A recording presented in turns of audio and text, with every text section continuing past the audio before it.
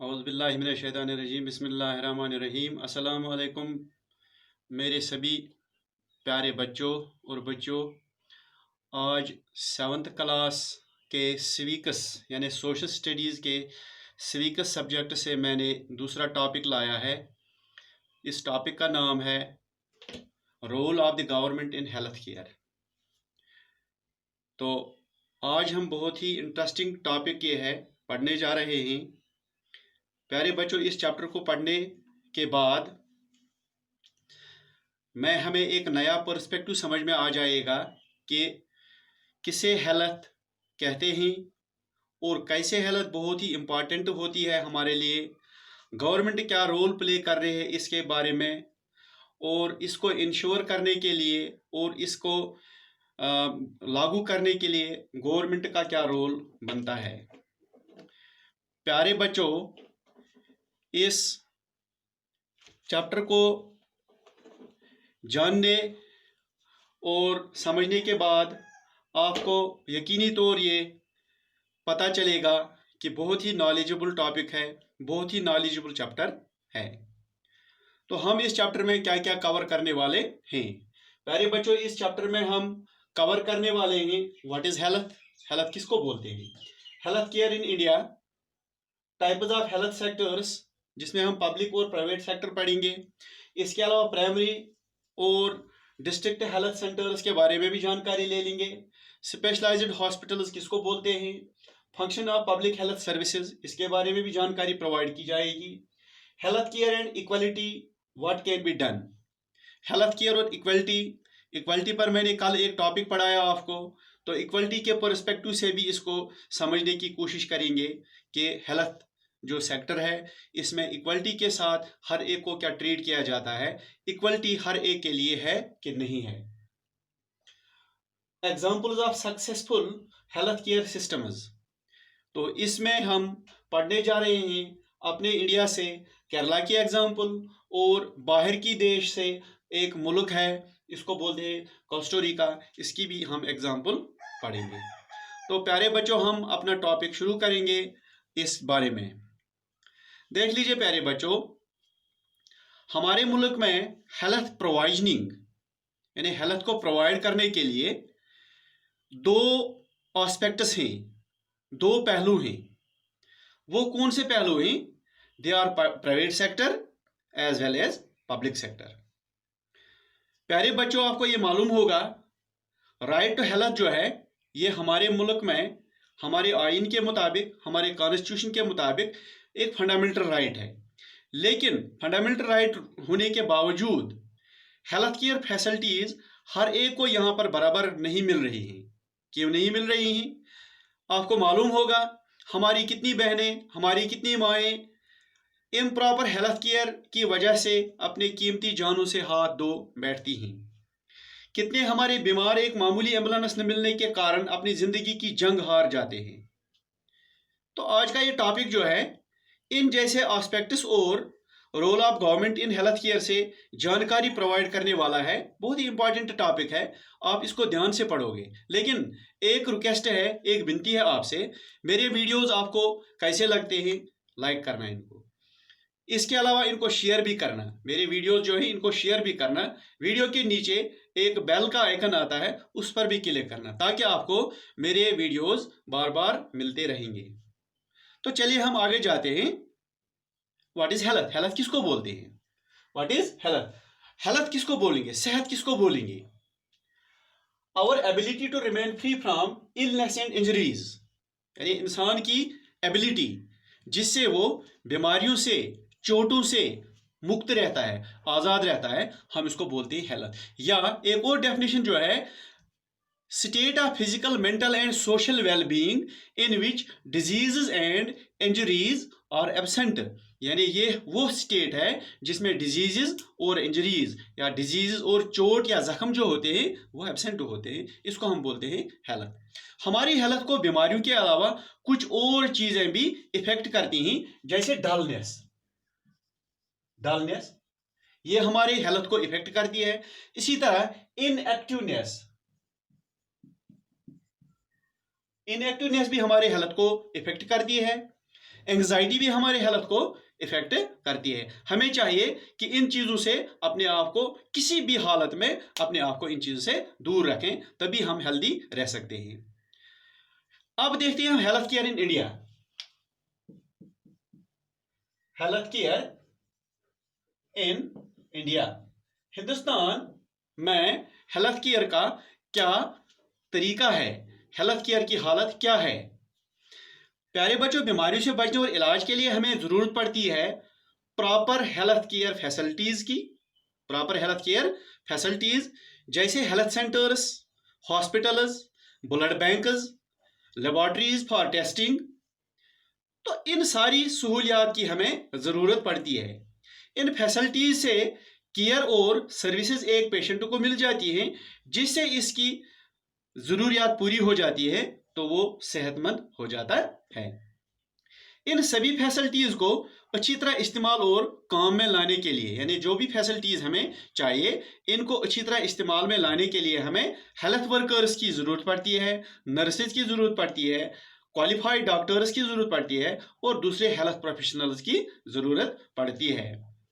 तो जो ये सारे लोग होते हैं, इससे रिलेटेड होते हैं, ये हमें डायग्नोज ऑफ इलनेस करते हैं, एडवाइस करते हैं और इलनेस को ट्रीट करते हैं। हमें मेडिसिन और इक्विपमेंट्स की भी ज़रूरत पड़ती है। ये हमारे इस हेल्थ केयर सिस्टम का एक ज़रूरी एस्पेक्ट है, एक ज़रूरी हिस्सा है। देखिए प्यारे बच्चों, हमारा जो इंडिया है इसमें सबसे ज़्यादा डॉक्टर्स हैं, इसमें सबसे ज़्यादा क्लिनिक्स हैं, इसमें सबसे ज़्यादा हॉस्पिटल्स पाए जाते हैं। पब्लिक हेल्थ केयर सिस्टम एक ऐसा सिस्टम है जो पूरे देश में हॉस्पिटल्स और हेल्थ केयर सेंटर्स को गवर्नमेंट की मदद से चलाता है। यानी पब्लिक हेल्थ केयर सिस्टम जो है ये पूरे देश में चलाता है, गवर्नमेंट के हेल्प से चलता है। इसमें इतनी सलाहियत है, इसमें इतनी पोटेंशियल है कि हिंदुस्तान के दूर दराज गाँव देहात में फैले अनगिनत लोगों के सेहत की देखभाल कर पाता है। लेकिन इसके बावजूद भी, इतना होने के बावजूद भी गवर्नमेंट पूरी आबादी को हेल्थ केयर फैसिलिटीज नहीं दे पाती है। यानी इतना होने के बावजूद भी गवर्नमेंट पूरी आबादी को हेल्थ केयर फैसिलिटीज प्रोवाइड नहीं कर पाती है। तो देखते हैं हम public and private health care services. Public and private health care facilities या सर्विसेज। हमारे पर यहाँ हेल्थ केयर फैसिलिटीज़ को दो कैटेगरीज में प्रोवाइड किया जाता है। यानी हमारे देश में दो तरह की ये कैटेगरीज हैं। एक है public health services, public health services. दूसरा है प्राइवेट हेल्थ सर्विसेज या फैसिलिटीज। तो पहले देखते हैं हम what are public health services. Public health services किसको बोलते हैं? Public health services. तो देख लीजिए प्यारे बच्चों, ये हॉस्पिटल्स और हेल्थ सेंटर्स का एक ऐसा चेन है जिसको गवर्नमेंट रन करती है।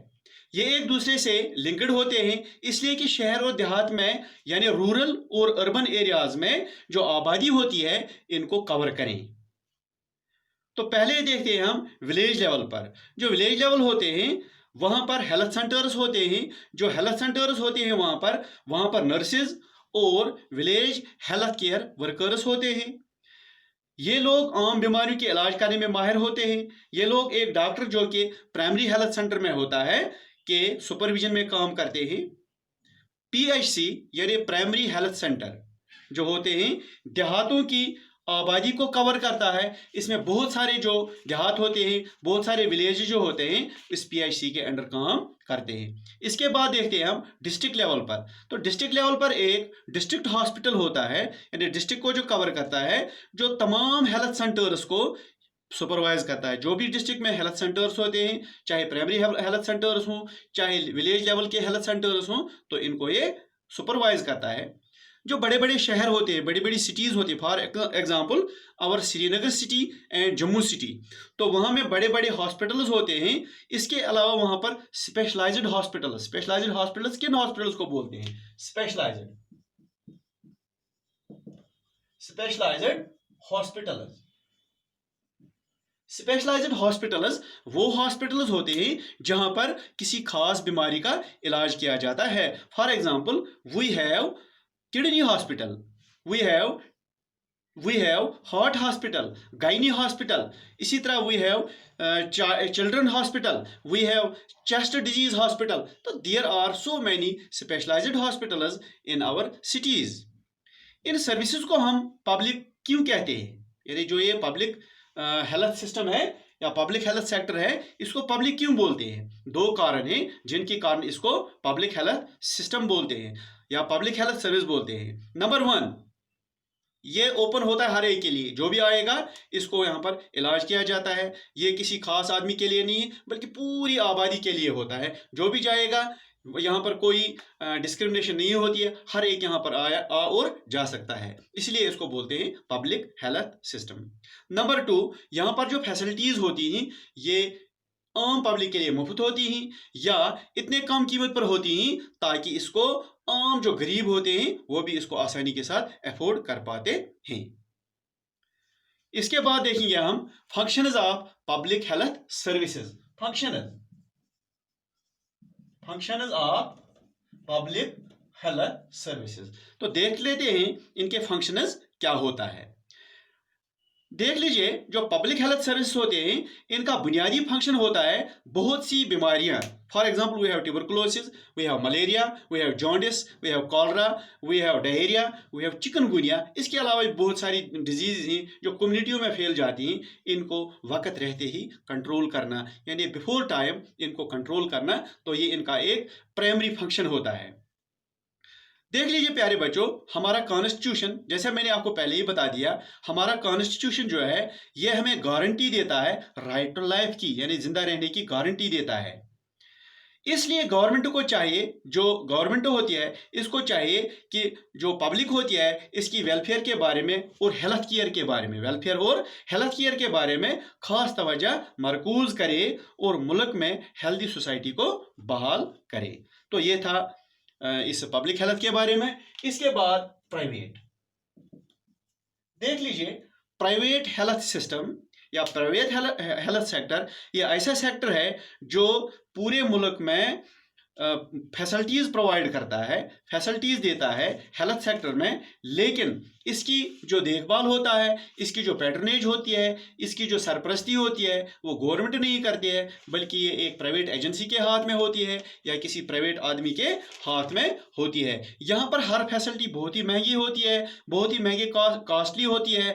आम और गरीब लोग यहाँ पर इलाज नहीं कर सकते हैं क्योंकि वो अफोर्ड इतना कॉस्टली इलाज नहीं कर पाते। माना कि यहाँ का स्टैंडर्ड जो होता है वो बहुत ही हाई होता है, लेकिन गरीब लोग सिर्फ और सिर्फ पब्लिक हेल्थ जो है, पब्लिक हेल्थ सिस्टम जो है, इसी के ही जरिए इलाज मुआवजा कराते हैं।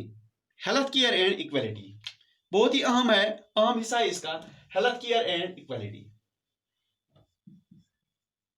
हेल्थ केयर एंड इक्वलिटी, अरे बच्चों कल हमने इक्वलिटी के बारे में टॉपिक पढ़ा, अब देखते हैं उसी पर्सपेक्टिव से क्या हमें यहाँ पर इक्वली हेल्थ केयर मिल पाता है कि नहीं है। जैसा कि मालूम है राइट टू हेल्थ एक फंडामेंटल राइट है, इसलिए ये राइट हर एक सिटीजन को मिलना चाहिए। जो भी सिटीजन हो, irrespective of caste, irrespective of colour, irrespective of sex, irrespective of creed, irrespective of religion, तो हर एक को ये मिलना चाहिए। लेकिन आज की डेट में अगर हम देखें तो यहाँ हर एक को इक्वल फैसिलिटीज नहीं मिल पाती हैं। कहीं पर अस्पताल नहीं होते हैं, कहीं पर हॉस्पिटल है लेकिन वहाँ पर मशीन नहीं होती है, इक्विपमेंट नहीं होता है, कहीं पर हॉस्पिटल है लेकिन वहाँ पर दवाई नहीं होती है, कहीं पर एम्बुलेंस का ये सर्विस नहीं है। अगर सारी फैसिलिटीज कहीं पर हैं लेकिन वहां पर रोड नहीं है आबादी को हॉस्पिटल तक जाने के लिए, अमीर ऐसे तैसे इलाज प्राइवेट में करा लेते हैं, लेकिन गरीब को अच्छा इलाज कराने में बहुत ही हार्डशिप्स का सामना करना पड़ता है। इसलिए अगर हम कहेंगे कि जो राइट टू हेल्थ जो है ये पूरा का पूरा अभी हमारे इस रीजन में, हमारे इस मुल्क में पूरा का पूरा लागू नहीं है, अभी तक कि हम कहेंगे ये कागजों तक ही महदूद है। अब क्या करेंगे? What can be done? Government को चाहिए कि गरीब आबादी का, जो गरीब होते हैं, जो पुअर होते हैं, इनका खास ख्याल रखें, क्योंकि उनकी जान जो होती है, गरीबों की जान जो होती है, वो उतनी ही कीमती होती है जितनी कि एक रॉयल आदमी की जान कीमती होती है, क्योंकि जान जो है हर एक के लिए बहुत ही वैल्यूएबल होती है। हर जगह उनके लिए फैसिलिटीज़ होनी चाहिए, हर जगह उनके लिए जो हेल्थ केयर फैसिलिटीज़ हैं वो उनको प्रोवाइड होनी चाहिए। गवर्नमेंट को हेल्थ सेक्टर एक प्रायोरिटी सेक्टर बनाना चाहिए, क्योंकि एक सेहतमंद सोसाइटी से ही कंट्री में प्रोग्रेस और प्रॉस्पेरिटी आ सकती है। वरना जो डिजीज्ड सोसाइटी होती है, जो बीमार सोसाइटी होती है, उससे प्रॉस्पेरिटी और प्रोग्रेस की जो तवक्का है वो नहीं रखनी जाती है। वो क्या प्रॉस्पेरिटी दिखा देंगे जो दिन भर अपने बिस्तर पर पड़ा रहेगा, जो दिन भर अपने सेहत के बारे में सोचता रहेगा, जो दिन भर दवाओं के पीछे लगेगा, जो दिन भर डॉक्टरों के पीछे लगेगा, वो प्रोग्रेस और प्रॉस्पेरिटी की बात को जहन में कैसे लाएगा? तो प्यारे बच्चों, हमारे पास दो सक्सेस स्टोरीज हैं जो हमारे हमारी हमारी गवर्नमेंट्स के लिए, हमारे आम पब्लिक के लिए, हमारे नेताओं के लिए आंखें खोलने वाली स्टोरीज हैं। उनको चाहिए कि उनका मुताला करके हमारे इस हेल्थ सेक्टर को सक्सेसफुल स्टोरीज की तरह सक्सेसफुल बनाएं। तो हम देखेंगे पहले अपने मुल्क में केरला को। केरला जो है ये एक ऐसी रियासत है, ऐसा स्टेट है, उन्होंने 1996 में अपने जो बजट होता है उसका 40% जो है वो किसको दे दिया? वो दे दिया अपने पंचायतों को। तो पंचायतों ने क्या किया? प्लानिंग की। अपने जो गांव होते हैं, अपने देहात जो होते हैं, वहां पर बैठकर उन्होंने प्लानिंग की पंचायतों ने। तो प्लानिंग से क्या हुआ? उनकी जो आबादी है, गांव में रहने वाली आबादी है, उनके लिए पीने का पानी प्रोवाइड किया, उनके लिए अच्छा फूड प्रोवाइड किया, उनके लिए एजुकेशन की फैसिलिटीज प्रोवाइड की, उनके लिए वुमेन डेवलपमेंट के प्रोग्राम्स बनाए और उनके लिए हेल्थ फैसिलिटीज भी प्रोवाइड की। तो ये एक सक्सेस स्टोरी है हमारे इस मुल्क की। देश से बाहर हमें एक और सक्सेस स्टोरी है कोस्टारिका।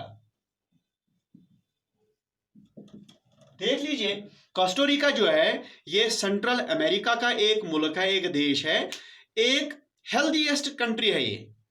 यानी ये माना जाता है कि कोस्टारिका जो है ये हेल्दीएस्ट कंट्री है। वाई? क्यों ये क्यों है हेल्दीएस्ट कंट्री है?